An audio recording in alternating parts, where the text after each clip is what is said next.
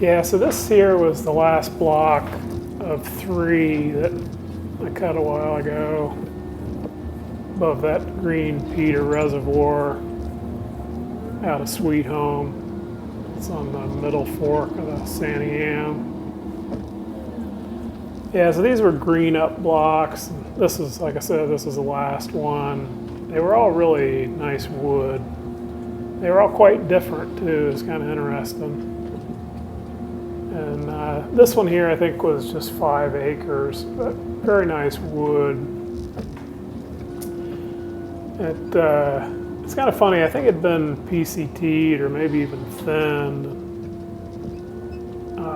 It's interesting, you know, this is mature wood, and there was a lot of root rot on it. I'm not sure if that's because it was older or whether it was because of the thinning created some damage. I have a tendency to think it was maybe the latter. It's funny too, coming up the hill, you come through Forest Service ground, they thin mature wood. It seems like a completely ridiculous thing to do with their national forest, but I guess there you have it. So anyhow, these were all fun blocks. It was good wood. This one here had just gotten going. I think I cut it in a day. What I'm doing now, it was kind of a triangle again. The haul road, it was part of that 500 road system. The haul road kind of went around 2 sides of it, and then boundaries with reprod on the other. Kind of rose up sharply to a hill on the top. So I had to, you know, kind of fight my way up onto the top there and get that stuff, drop down to the road to the south, and that's what I'm doing here. There's probably a 20-foot cut bank that I was working along, kind of creating a face to really get started on my cutting. A lot of this wood I was facing, but this is pretty good size. The stuff along the road, you know, on that cut bank was pretty limb loaded out there, and so I was facing almost all of that, whether it needed it or not. That's just a good trick. It allows you to take a stick off the stump cleanly, and if it's got heavy lean downhill on a place like this, I just want to make sure I can give it that little nudge when I unhook it so it goes the right way. It worked out well. It's always a little disconcerting working over on top of a cut bank, but it worked out fine.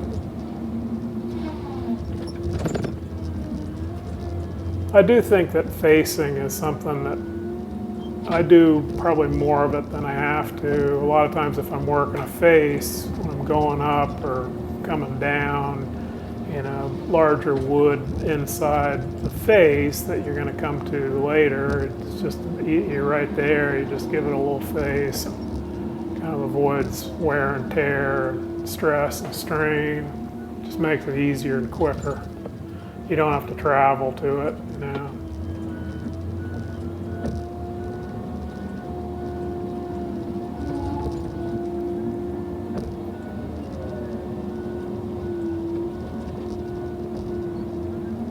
A lot of these trees were just the perfect size. I mean, with a little face into them, I could take them off the stump, give them a little lift and a little nudge in the right direction. But yeah, they're good sized sticks. Probably scaled out good. I think this all went to Murphy.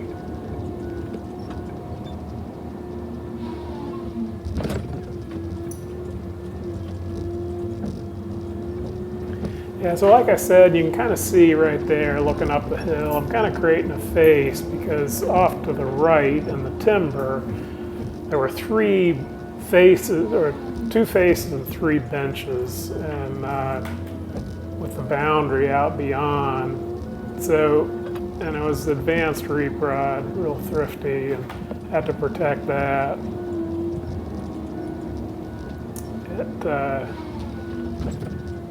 it made it kind of, it was a tricky, little tricky unit to cut because this wood was quite tall and good size. To create a pattern that I could, lay it out and get on the ground with working around those steep pitches meant that I needed to, kind of work it, so I was working side hill. So more of that in a minute or two. This is another fairly good sized stick. I faced it on the way down, trying to work my way out so I can get behind it as best I could. So it was a good sized stick, and again, limb loaded heavily out towards the road.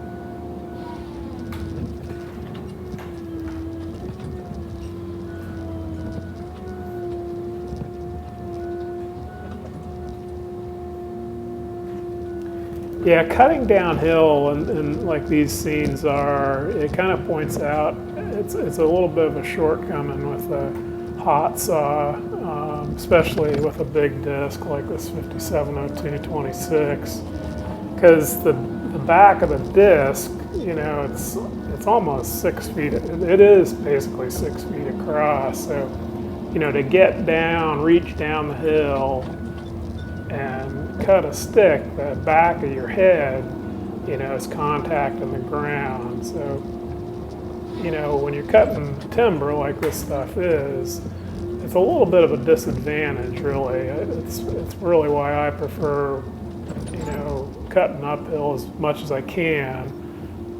You just can't do it all the time, but it's advantageous if you can. But in a case like this with timber, it seems like a felon head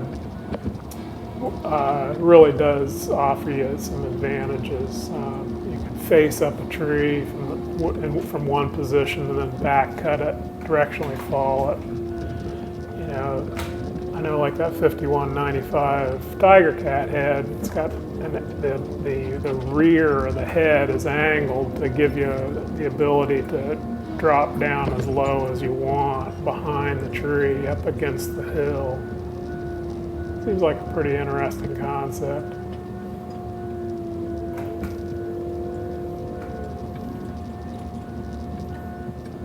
This group here also is another kind of problem you run into cutting downhill along a cut bank where you can't get behind the trees. There's kind of a line of wood, as you can see, 3 or 4 in a series, with a larger tree off to my right.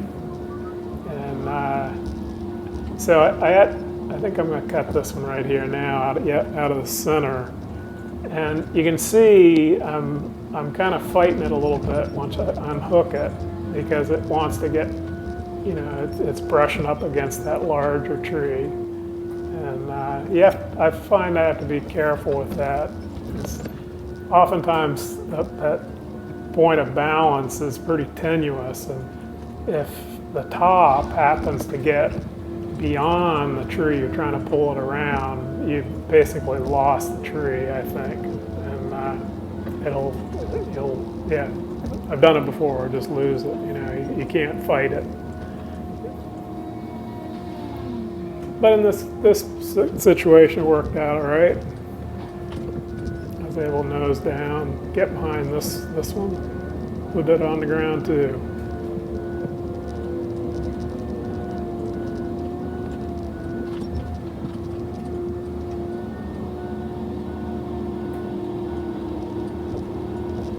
Yeah, this block in particular was a puzzle, as I've mentioned before.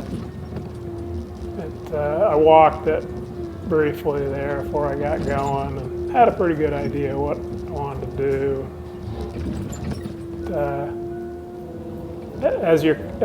As I'm working through a block like this, and probably most guys the same, those problem trees or areas you identified, you just kind of work your way through them. And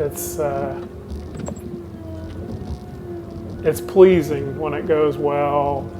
You saving it out nicely, and the lay comes together so you can work productively and efficiently and save the stuff out too. Just kind of get it done.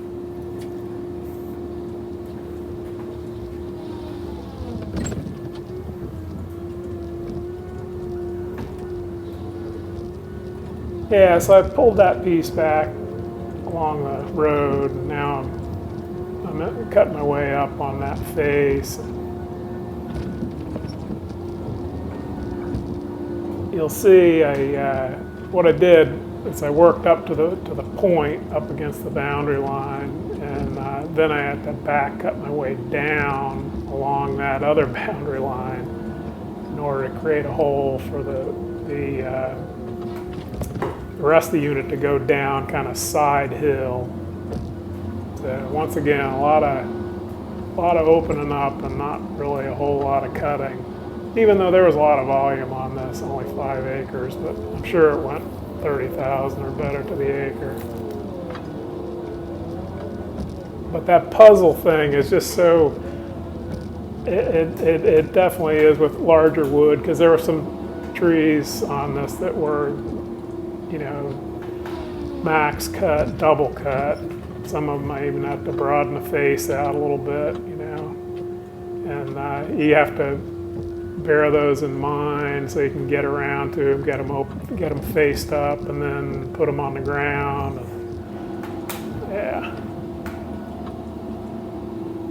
Yeah, these two here, I think these are the last one in the video. You can see I stepped them. That one in particular was heavily limb loaded down the hill at me. I put that step in there. That works so well when you bring your back cut into it. You know, you gotta tip slightly forward with your tower, push against that step, and down she goes. So yeah, another block on the ground. Hope you find it interesting, and as always, we appreciate you watching.